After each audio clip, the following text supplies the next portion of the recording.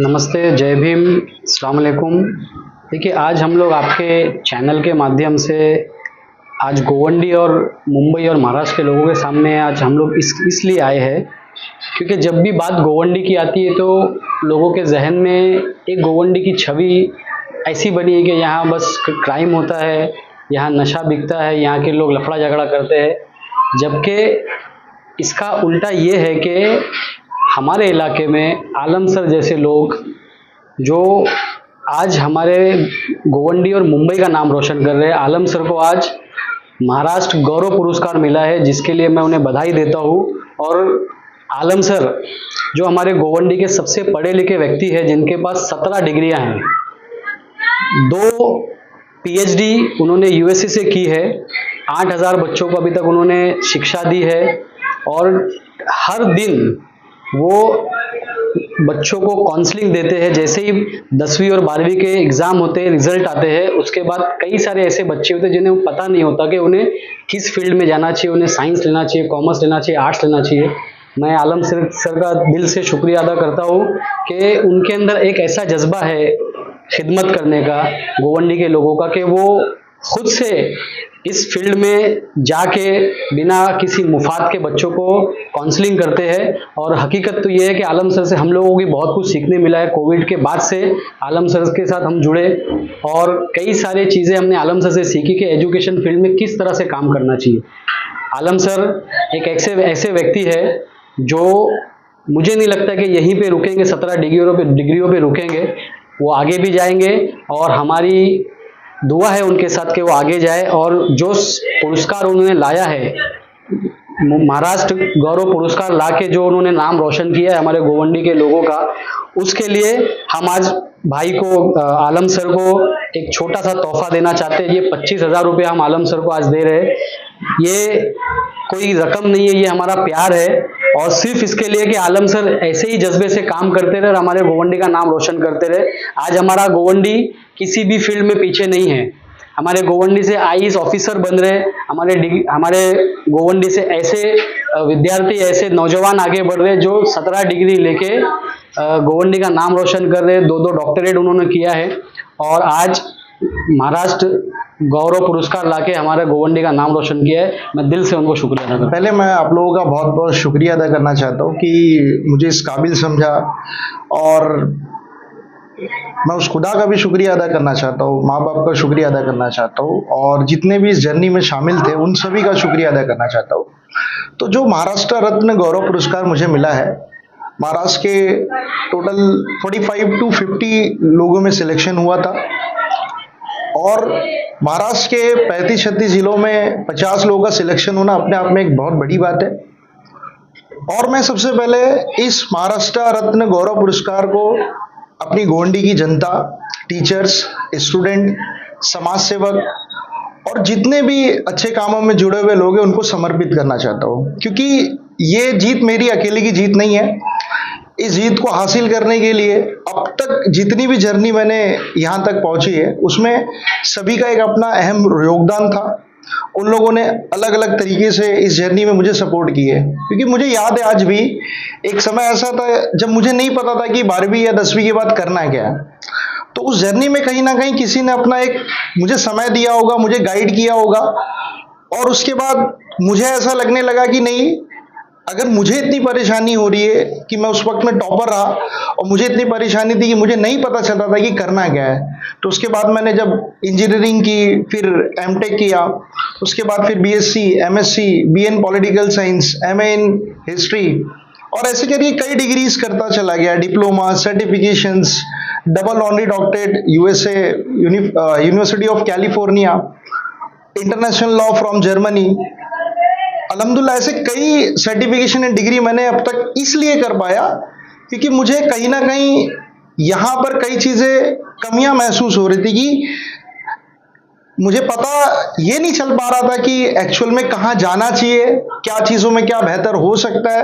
धीरे धीरे जब मैं इन चीज़ों में गया तो मुझे आइडिया मिला कि ये सब चीज़ें आज के दौर पे बहुत यूज़फुल है और इसका फायदा ये हुआ कि मैं अपने करियर काउंसलिंग में, जब मैं रेगुलर बेसिस पे बच्चों को करियर गाइडेंस करता हूँ, तो कहीं ना कहीं इन डिग्रियों का मुझे बहुत फायदा मिल रहा है, उनको मैं अच्छे से गाइड कर पा रहा हूँ।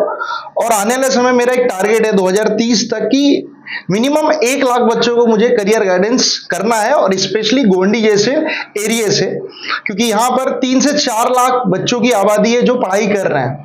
तो 1 लाख का अगर टारगेट रखता हूं तो आने वाले इंशाल्लाह 15-20 सालों में वो टारगेट कहीं ना कहीं अचीव होगा। और ऐसे कई महाराष्ट्र रत्न और कैसे ही भारत रत्न पुरस्कार यहां से निकलेंगे। और कुछ बातें और भी मैं इसमें ऐड करना चाहता हूं। ये जर्नी सिर्फ ये नहीं कि मेरे वजह से हुआ है, इसमें कई लोगों का अहम योगदान है। जैसे मेरे बाजू में जावेद सर और जमीर भाई है, मैं कुछ बातें यहां भी रखना चाहता हूं। मैं पहले जावेद सर के बारे में कुछ बात बोलना चाहता हूं कि ये जर्नी जो 3 सालों में 4 सालों मुझे अचीवमेंट मिला है, इसके पीछे कई ऐसे लोग होते हैं जो बैक में रह के आपके लिए मदद करते हैं। जैसे मैं करियर गाइडेंस करता हूं तो सबसे बड़ा क्वेश्चन ये कि मुझे जगह कहां मिलेगी, सपोर्ट कैसा मिलेगा, क्योंकि रेगुलर बेसिस पे आप जब मेहनत करते हो तो आपको डीमोटिवेशन होता है। लेकिन जावेद सर जैसे बड़े भाई जो हमेशा हर चीज के लिए मुझे सपोर्ट करते गए, तो कहीं ना कहीं इस पुरस्कार में जावेद सर का एक बहुत अहम योगदान है। दूसरा योगदान मैं जमीर भाई का भी मानता हूं, इसलिए कि लास्ट 3 इयर्स में मैंने अब तक जितने भी बच्चों के लिए या किसी स्कॉलरशिप के लिए, एजुकेशन के किसी भी मामले में अगर मैंने जमीर भाई से बात रखी है तो उन्होंने कभी ना नहीं कहा। उन्होंने सिर्फ कितना चाहिए सर, सिर्फ आप बताइए, वो एजुकेशन के लिए हमेशा तैयार है। तो हमें जावेद सर जैसे और जमीर भाई जैसे कई और लोगों की जरूरत है जो मेरे जैसे लोगों को निकाल सके मार्केट में, और ये इंशाल्लाह होगा। अगर ऐसे लोगों का सपोर्ट रहा तो इंशाल्लाह आने वाले टाइम पे हम लोग और भी ऐसे लोग मिलेंगे और ऐसे कई रत्न पुरस्कार अपने इस एरिया से निकलेंगे। जैसे कि गोवंडी को एक तरफ गोवंडी को बदनाम किया जाता है और गोवंडी में एक से एक बढ़ के रत्न निकलते जा रहे हैं, और गोवंडी में एजुकेशन के मामले में भी गोवंडी बहुत आगे बढ़ रहा है, तो क्या लगता है आपको जो ऐसी अफवाह फैला रहे हैं उनको क्या कहना चाहिए? मुझे ऐसा लगता है कि हमें ना अपना आईना बदलना पड़ेगा। जब तक हम अपना नजरिया सोचने का और देखने का नहीं बदलेंगे, तब तक हम लोग अच्छे लोगों के बारे में सोच नहीं सकते। और मेरा ऐसा मानना है कि आप नेगेटिविटी या नेगेटिव लोगों के बारे में ज्यादा सोचने से बेहतर है सोसाइटी में जो अच्छा काम कर रहे हैं उनके बारे में सोचो, तो नेगेटिविटी अपने आप चली आएगी। मुझे गलत लोगों को नहीं सुधारना, जितने बचे सुधरे हुए उनको सुधारना, और ये आगे जाके गलत लोगों को अपने आप सुधार देंगे। तो हम लोग ऐसे लोगों की जरूरत है, और कहीं ना कहीं ऐसे कई लोग हैं सोसाइटी में जो बहुत अच्छे लेवल पे जा रहे हैं। अभी मैं ऐसे कई एग्जांपल गिना सकता हूँ कि अपने इसी गोवंडी से पायलट्स बने हैं, कई ऐसे जो IITians बने, कई ऐसे जो NDA पे गए हैं, कई ऐसे आर्मी के बड़े पोजीशन तक जा चुके, पुलिस के कई ऑफिसर तक जा चुके, MPSC के लेवल पर डिस्ट्रिक्ट कलेक्टर या फिर उप जिलाधिकारी तौर पर अपॉइंट हुए हैं। तो ये वही गोवंडी है जिसका नाम खराब किया जाता है, लेकिन ऐसे कई स्टूडेंट है जो इसके ऊपर अपना एक योगदान दे रहे हैं, और कहीं ना कहीं गोवंडी का नाम धीरे धीरे आगे बढ़ रहा है। सर, जो बच्चे पढ़ाई कर रहे हैं, आगे का भविष्य है, गोवंडी की भविष्य है, उस भविष्य को किस तरह से हमारे चैनल के द्वारा आप मार्गदर्शन करना चाहेंगे, या तो आगे बढ़ने के लिए हौसला अफजाई करेंगे? मैं अपने सभी स्टूडेंट्स को यही कहना चाहूँगा कि आप जो भी डिसीजन लेते हो, आप अपने इंटरेस्ट बेस पर लो, अपने एम बेस पर लो, अपने अट्रैक्शन बेस पर लो। आपको डेली जिंदगी में जो चीज़ ज़्यादा पसंद है उसके बेसिस पे अपना करियर डिसाइड करें, और करियर डिसाइड करने के लिए आप 10th और 12th का इंतजार ना करें। आप उससे पहले ही अपने बारे में सोच ली कि मेरे अंदर हिडन पोटेंशियल क्या है, मेरी पर्सनालिटी क्या है। इसके आधार पर आप काउंसलर या जो अपने टीचर्स है उनके थ्रू या हमारे थ्रू भी ये आप काउंसलिंग करके एक प्रॉपर गाइडेंस लेकर एक प्रॉपर प्लेटफॉर्म पर आप जा सकते हो। तो उसके लिए हम लोग काम भी कर रहे हैं और ऐसे कई लोग हमसे जुड़े भी है। तो मैं स्टूडेंट से यही चाहूंगा कि 10th और 12th के बाद अपनी जो सोच है ना वो ब्रॉड कर दे, एकदम दूर तक लेके जाए। ये ना सोचे पैसे का प्रॉब्लम है इसलिए आप डॉक्टर नहीं बन सकते हो, ये दौर जा चुका है। अगर आपके अंदर पोटेंशियल है, आपके अंदर स्टूडियसपन है, आप एक मेरिट स्टूडेंट हो, आप एक फ्रेंड में आइए। जमीर भाई जैसे, जावेद सर जैसे ऐसे कई लोग हैं जो आपके लिए हेल्प करने के लिए तैयार है। बस आप पहले अपना हौसला दिखा के बाहर तो आइए। ऐसा सपोर्ट करने के लिए बहुत से लोग हैं यहाँ पर। मैं एक बात और ऐड करना चाहता हूँ, जैसे कि हम गोंडी को हमेशा एक नेगेटिव नज़रिए से देखते हैं, तो आज समय आ चुका है कि हम सभी टीचर्स को, सभी स्टूडेंट्स को अपने एक आइडियल टीचर्स, आइडियल समाज सेवक और आइडियल बेहतर इंसान ढूंढने का वक्त आ चुका है। अगर आपने एक अच्छे आइडियल को नहीं चुना तो आने वाले समय में आप भ्रष्टाचारी और लालची लोगों को ही अपना लीडर बनाओगे। तो हमें कहीं ना कहीं ऐसे आइडियल की ज़रूरत है जो सोसाइटी में चेंज ला सके। तो हमें आइडियल बनाने के लिए हमें पहले अपने आप में सोचना पड़ेगा कि हम एक्चुअल में कितने अच्छे हैं। अगर हमारे अंदर कोई छोटी भी अच्छाई अगर प्रेजेंट है तो कहीं ना कहीं हम ऐसे आइडियल को ढूंढेंगे और उनको रिप्रेजेंट करेंगे, तो कहीं ना कहीं जाके ये देश को रिप्रेजेंट करेंगे। प्रॉब्लम ये है कि गोंडी जैसे एरिया में, मैं सभी के बारे में तो नहीं कहूंगा, लेकिन कुछ ऐसे नेता या समाज सेवक, कुछ ऐसे लीडर्स हैं जिनके नाम बहुत खराब है और कहीं ना कहीं हम उनको अपना लीडर मान के चल रहे हैं, जो कि सोसाइटी में या एजुकेशन में कोई अपना कंट्रीब्यूशन नहीं दे रहे। तो ये वक्त आ गया कि हमें एक सही लोगों को चूज करना है, सही इंसान को देखना है और उनको हमें अपना नेता बनाना है, ताकि वो एजुकेशन पे खर्चा करे और एजुकेशन की इंपॉर्टेंस को समझे। और आज हमारी हालत ऐसी हो चुकी है कि टीचर्स की इंपॉर्टेंस टोटली खत्म हो चुकी है। हम देख रहे हैं कि इन्फ्लुएंसर को हम अपना लीडर बना के बैठे हुए हैं। हम देखते हैं कि हम ऐसे नेता को लीडर बनाए हैं जिसके अंदर हमारी कौम को, हमारे लोगों को चेंज करने की कोई एक सलाहियत ही नहीं है। तो हमें पढ़े लिखों को आगे लाना होगा। और इसका मैं एग्जांपल देना चाहूंगा कि जर्मनी एक ऐसी कंट्री है जहां पर आज भी जो वहां के चांसलर होते हैं, जैसे हमारे यहाँ देश के प्रेसिडेंट होते हैं, वहां पर चांसलर होते हैं, तो चांसलर की जो वैल्यू होती है जर्मनी में, सेम वैल्यू वहां के टीचर्स की होती है। मतलब अगर चांसलर को एक पर्टिकुलर अमाउंट मिल रहा है तो उतना ही या उससे ज्यादा अमाउंट वहां पर जर्मनी में टीचर्स को मिलता है, क्योंकि उनके यहाँ पर एक स्लोगन है कि एक टीचर पूरी सोसाइटी को बनाता है, जिसमें engineer, doctor, chartered accountant, bureaucracy, judiciary, ऐसे कई सिस्टम्स आते हैं। तो उन्होंने टीचर्स को इतना इंपॉर्टेंस दिया, इसलिए वो देश आज पूरे वर्ल्ड में डेवलप्ड है। और आज हमारे देश में टीचर्स आइडियल ही नहीं है। तो कहीं ना कहीं हम स्टूडेंट्स को, हम टीचर्स को एक ऐसा आइडियल ढूंढना होगा जो हमारी सोसाइटी को चेंज कर सके, और वो आइडियल हमारे सोसाइटी में प्रेजेंट है, बस हमें ढूंढना है। Thank you. बात अगर महाराष्ट्र की चल रही है तो एक छोटी सी कहावत मैं मराठी की आपको पहले सुना दूं। मराठी में मैं एक जगह एक स्कूल में गया तो वहां मैंने बोर्ड पे देखा था, वहां लिखा था, गरीब शिकू लागले तर सरकारी शाळा कॉलेज विकू लागले, नोकरी मिळू लागल्या तर खाजगीकरण करू लागल्या, फक्त रीत बदलली आहे, शोषण नाही। और फिर नीचे टैगलाइन दी थी, वासाल तर वासाल, educate yourself to save yourself. ये एक बहुत बड़ा उन्होंने एक मैसेज दिया था हमें। और महाराष्ट्र गौरव रत्न पुरस्कार देकर या सम्मानित करके आज महाराष्ट्र में जिस तरह की इज्जत अफजाई डॉक्टर आलम असद खान की दी गई है, उसके लिए पहले उनका भी शुक्रिया और आलम सर को बहुत कॉन्ग्रेचुलेशंस, और आपकी टीम का भी बहुत बहुत धन्यवाद कि आप लोगों ने इस तरह से आके आलम सर की हौसला अफजाई की, उसके लिए बहुत शुक्रिया। गोवंडी एक ऐसा इलाका है जहां हम भी पैदा हुए, हम भी पले बड़े। अक्सर हमने देखा है कि लोग कंप्लेंट करते हैं कि माहौल खराब है। अगरचे माहौल खराब है तो 100% फिर बच्चे गलत होने चाहिए थे। माहौल नहीं, कहीं ना कहीं हम लोगों ने अपनी जिम्मेदारियों को छोड़ दिया है, as a parent, as a teacher, या एज अ बड़ा भाई बोलेंगे, या एज अ सोशल वर्कर बोलेंगे।